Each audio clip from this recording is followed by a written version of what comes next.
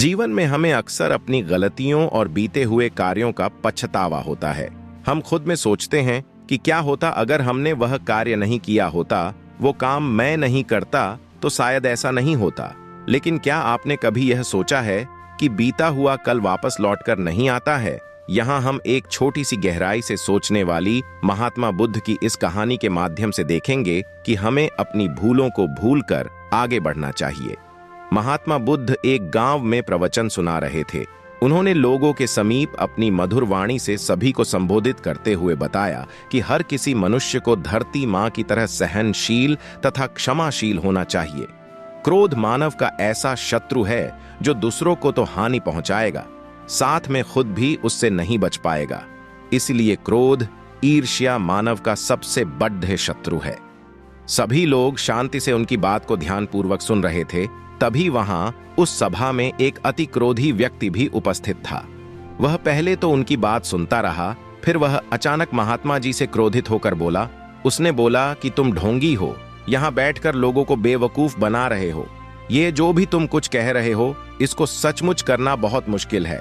तुम्हारी इन बातों का कोई मतलब नहीं है। ये सब बातें कोई मायने नहीं रखती जिंदगी में। कहानी सुनाना बंद करो। मूर्ख महात्मा जहां से आए हो वहीं चले जाओ। ऐसे कठोर वचन सुनकर भी महात्मा जी ने उस क्रोधी पुरुष का कोई विरोध नहीं किया और न ही उसकी बातों पर कोई भी जवाब दिया। वह शांत रहे और अपना काम करते रहे, जिससे वह पुरुष और भी क्रोधित हो गया। वह इनको गाली देने लगा, फिर भी महात्मा शांत रहे। तब उस पुरुष ने महात्मा जी के मुंह पर थूक कर चला गया।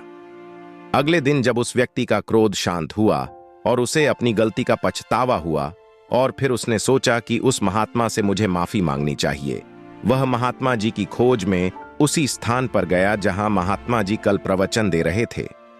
लेकिन महात्मा जी वहां कहां मिलने वाले थे? वह तो अपने शिष्यों के साथ अन्य किसी गांव की यात्रा पर निकल पड़े थे। वह पुरुष सब लोगों से महात्मा जी के बारे में पूछता पूछता उस स्थान पर पहुंच गया जहां महात्मा जी प्रवचन कर रहे थे।